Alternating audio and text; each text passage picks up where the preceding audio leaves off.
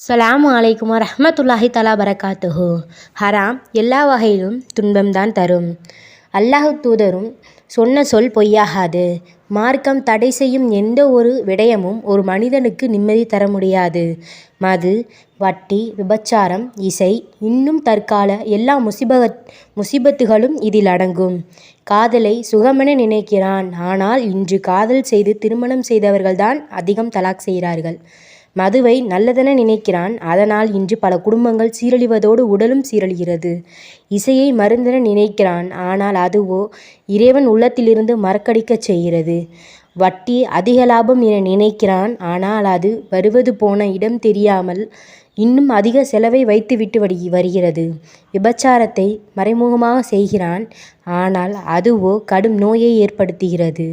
இறைவன் எதை தடுக்கிறானோ அது 100% மிக கெட்டதாகத்தான் இருக்கும்.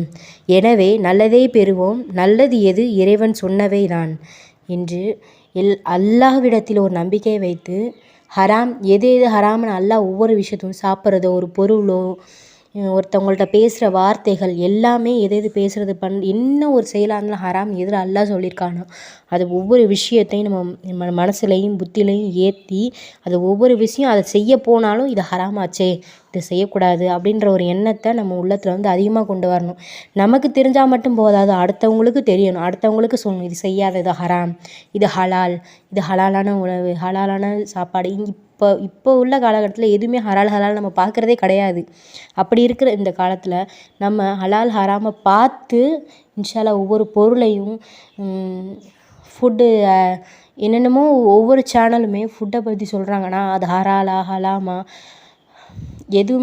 எதுவுமே தெரியாமல் நம்ம டக்குன்னு அந்த விஷயத்தில் இறங்கிறோம். இன்ஷா அல்லாஹ் நம்ம அனைவரும் எது ஹராம் எது ஹலால், அது சின்ன விஷயமா இருந்தாலும் பெரிய விஷயமா இருந்தாலும் அல்லாஹ்வை நம்பிக்கை அப்படியே சப்போஸ் அது ஹராமா ஹலாலான்னு தெரியாத இடத்துல இருந்தாலும் அல்லாஹ் இது உனக்கா நீ கொடுத்த உணவை நான் உண்றேன், அந்த உணவை ஹராமா ஹலாலோ என்னோடதை ஹலாலாக ஆக்கிற அல்லாஹ் அப்படின்னு சொல்லிட்டு துவா செஞ்சு சாப்பிடும்போது ஓதும் துவா சொல்லி நம்ம அதை அதிகமாக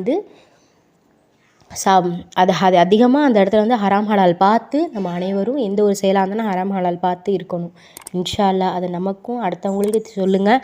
இன்ஷா அல்லாஹ் எல்லாம் வல்ல அல்லாஹ் நம்ம அனைவருக்கும் ஹலால் ஹராம் எண்ணத்தை அதிகமாக மனதில் பதிய வைக்க வேண்டும். ஆமீன்.